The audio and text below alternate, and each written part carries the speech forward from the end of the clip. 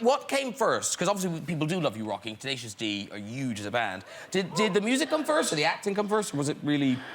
The acting came first. I did some theater games at a Passover Seder. That was my first introduction. There was a Holocaust survivor friend of my mom's, and we went over to her house every Passover. This doesn't sound funny. You can't say Holocaust. No. Okay. I'm loving this. This is such a random story. I was only like 6 years old, and she said, after Passover, the ceremony, she said, "Now it's time to play the freeze game." And I was like, what's the freeze game? It's like this old Viola Spolin improvisational game where, you know, people freeze, and then you tap people on the shoulder, and you take their body position. Anyway, I was hooked from there on out. It was the acting that pulled me in, and then the rocking kept me going, I guess. In terms of music, what do you like rock? You seem unlikely. What do you mean I seem unlikely? You don't sound like a rock fan. I'm terrible at music. My sort of, you know, I think a cultural seminal music moment was when Will Young and Gareth Gates sung Long and Winding Road. That's where I So, you know, it's terrible. But you dance. Sorry, what now? I don't dance. You must dance, because I read you had a health scare on a dance floor. Oh, OK. Thanks for bringing that up. Well, you did. Yeah, well, I didn't know there was actually. I did. Yeah, I mean, I dance, as in like we all dance. Yeah. With a couple of sherries and. And yeah, I did have towards the end of the night, about 5 a.m., about 10 or 12 of us left on the dance floor, and I suddenly collapsed in agonising pain to the floor and sheet white writhing around. So everyone said, "Right, call an ambulance. Clearly appendicitis." And then apparently I did the biggest fart you've ever heard. And then leapt up and went, "I'm fine now." The ambulance is pulling up. Yeah, trap wind, it's dreadful. But listen, reading about you, you have been in some of the most successful films in the last 10 years. I mean, you know, King Kong, School That's of Rock. all. Just King Kong. School of Rock, High Fidelity, Tropic Thunder, the list goes on. You're making me embarrassed. But what I would say to you is that CV, or resume, if you will, seems unlikely, given because in your teenage years, you didn't seem ambitious at all. You didn't seem at all driven. Yeah. You were kind of off the rails. Yeah, how do you explain that? I don't know, can you? This kid, this guy, with his face going off the rails on the crazy train, ends up with a tremendous, sweet, sweet life. I thank my lucky stars every day. I can't explain it. I just got lucky and had an amazingly fun and supportive family. But you always liked to show off, didn't you? I did like to get up in front of a crowd from a very early age. I needed that, I needed that love and attention.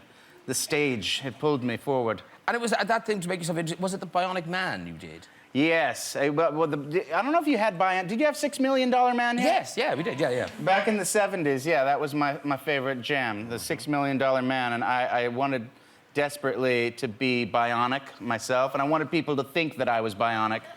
And when I was a kid, I put wires in my shirt, stuffed wires in there, and let them just peek out a little bit, so it looked as though I didn't want that to be shown.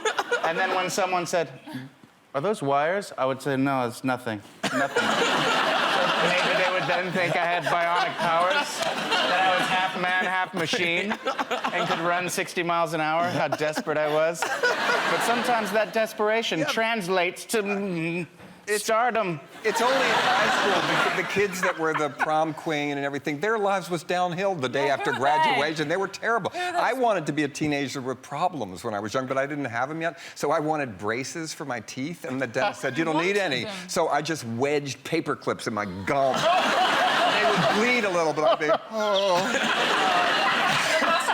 Brace, and I went to boarding school. Did you had to wear like a big retainers? Well, awful, it was so painful. Massive head brace. It sort of stuck out like that and put it all around my head. How pathetic is that? Yeah. So you were still popular at school?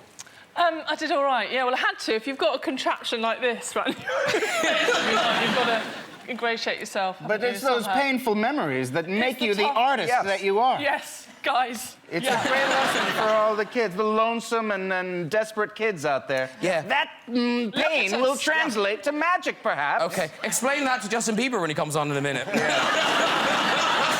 Now, you're traveling with your dad. Yeah. But now, whose birthday? Was it your birthday last Friday? Yes, it was. And you had a big family thing?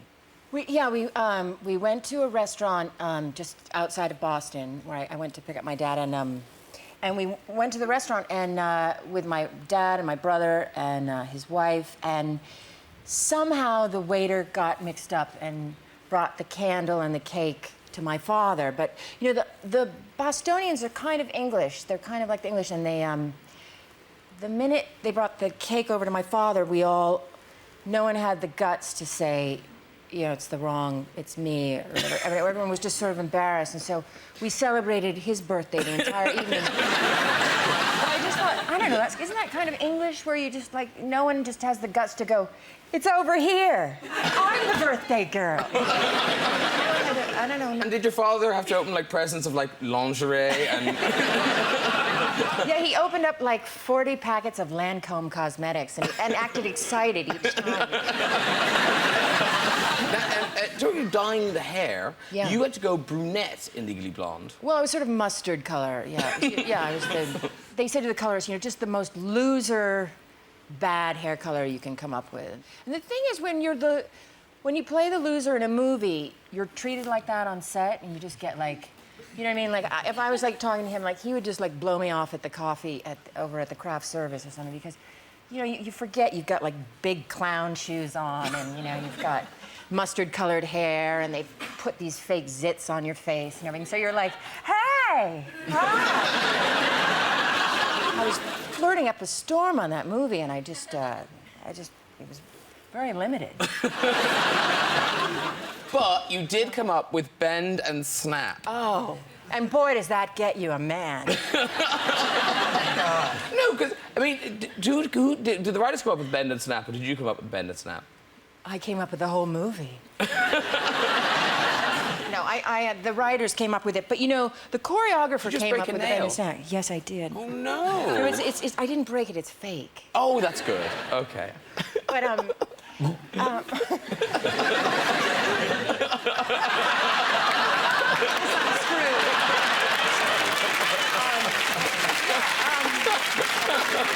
but you know, in the Bend and Snap, I thought it was so unsexy. I thought a sexy Bend and Snap would have been like, you know, you go like that. You know, you go...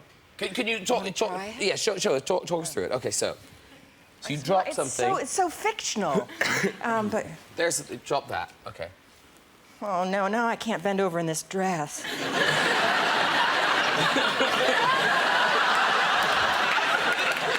So you bend, and... And then you go,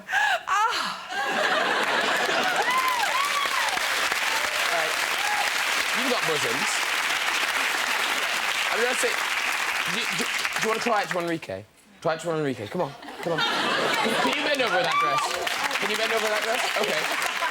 So talk her over. What does she do? Something's dropped. Yes. We'll drop this again. So you bend over, and then it's just up, and you basically do that, do you? Yeah, and you thrust your... I didn't do it justice, but you can. Okay. That's down there. Okay. Oh, that's good. And boing! Oh, that's good. Is that all you? Yeah.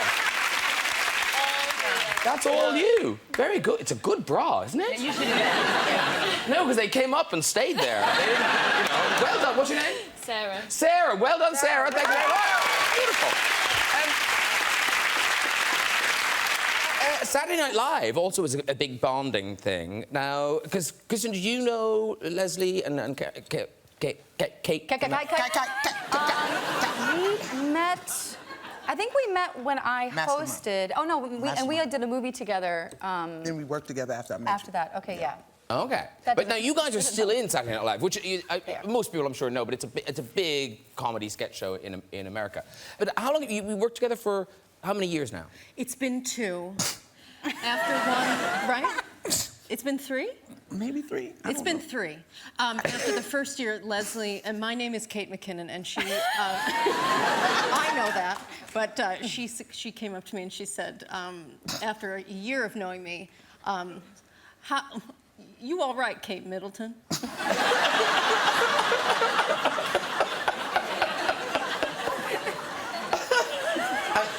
And were you joking? No, I was not. And I was like, McKenna, I was like, well, who's Middleton then? She was like, a princess. I like that name. I like Kate Middleton. I think she's awesome. Oh. Her hair is awesome. And Kate, you did some great characters on Saturday Night Live. You're Justin Bieber. Your Justin Bieber is spookily accurate. Thank you so Look much. at that. Incredible. Like, that is it's our favorite, incredible. yeah. Thank you so And much. you've done it in front of him, haven't you? I have not. Oh, you haven't? Have not breached the wall yet. I met him before, because he hosted SNL once, and then that was before I started doing an impression of him. But I was so struck by how, this was before he got really beefy for those Calvin Klein ads, and now he looks like, you know, a big beefcake. But he was very delicate and very tender, beautiful, just such a beautiful face, and such a big, big hat, and such big clothes, and just the most beautiful, and I am a huge fan of his, and I love it. Now, you have a special way of preparing the face, haven't you? Yes. Yes, you want to look as though you've done something wrong, but like, it's cute.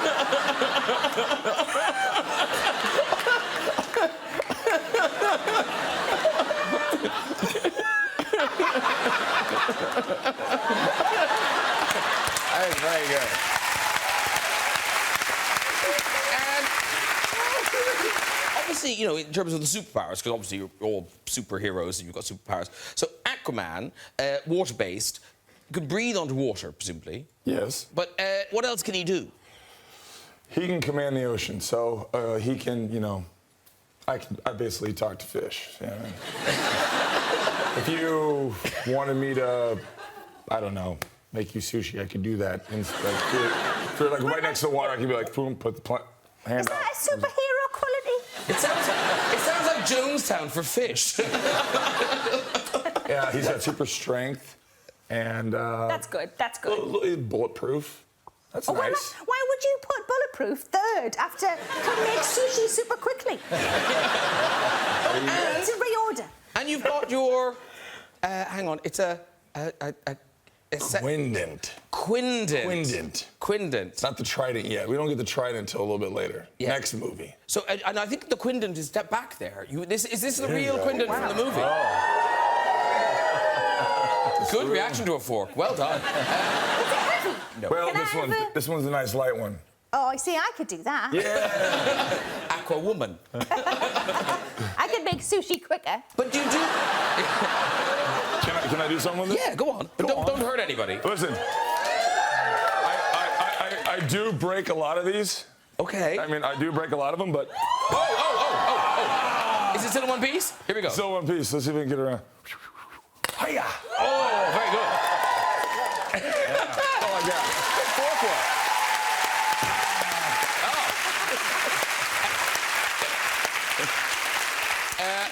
Now, recently, you celebrated your birthday on the set of... So you've already finished the standalone Aquaman movie. 2 weeks ago, I just finished Aquaman. Yeah. Wow. In Australia. So that's in Australia. And here you all are celebrating your birthday. So this is your family. I mean, not all of them. Just, I think the ones at the front of your family. Yes.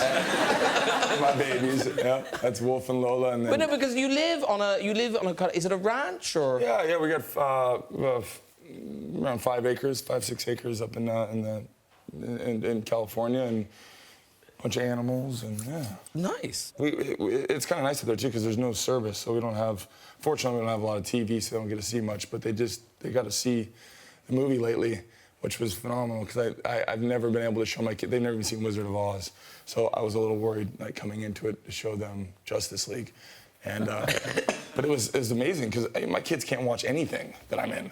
I mean, my grandmother can't watch anything. I mean, my family, I don't even know how I'm like, don't watch that one. You're going to want to skip that one. Eventually, I'll be able to do something you can watch. And it was really amazing to be able to watch. But at least they could, if they wanted to. I mean, they might want to. But mine don't even want to watch me. I beg them to. They're sitting there watching Dino Trucks. I say, no! What about one of Daddy's films? Shove in, you know, I've done some lovely films, like the Pirates cartoon. You can't get funnier or nicer than that. And I shove it in the DVD, and there's tears and tantrums. We're back to Dino Trucks in 5... I have to say, Dino Trucks is pretty good. like in the movie, this is something I've heard about you, that for every movie you do, you write and perform a theme song. Well, and yet I've seen Jumanji, and there didn't appear to be any of you. The movie hasn't been officially released yet, so it's not. Oh, it's my time doing something funny. I got you. Thank you. You're my friend. No, I told you to You're fix my his tie. friend. I told you. Thank you guys Stop for fixing my touching me. tie. I'm getting to talk for the first time.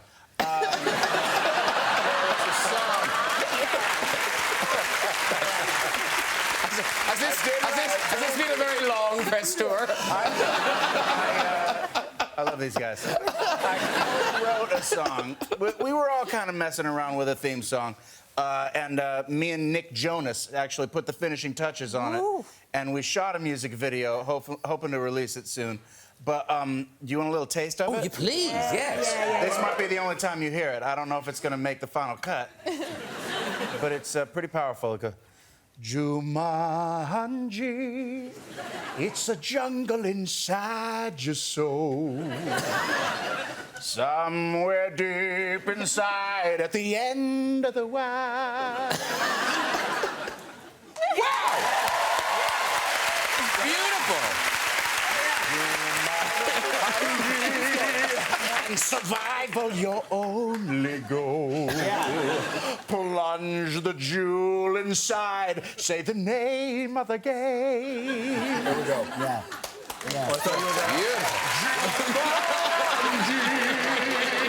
Jumanji, Jumanji, Jumanji.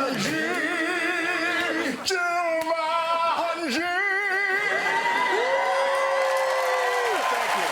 Wow. Thank you. Level upon level. Beautiful work. Beautiful work.